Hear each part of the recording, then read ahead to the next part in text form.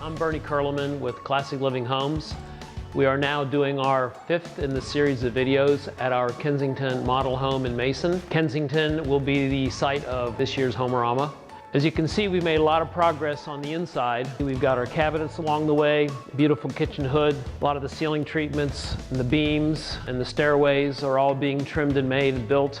One of the big things we're trying to finalize is the whole color scheme, and that's very critical to make sure everything ties together visually on the inside. Another kind of interesting thing, we've got this huge fireplace that's all going to be stoned. We dropped in this big limestone mantle here. It was 600 pounds. It took us about 8 guys to get this thing up here. So there's all kinds of things that happen here that are very exciting, a lot of fun to work with. Gives you a real sense of accomplishment when you see it all come together. It will be complete and fully furnished about mid-April. So we look forward to having you all come out to take a look.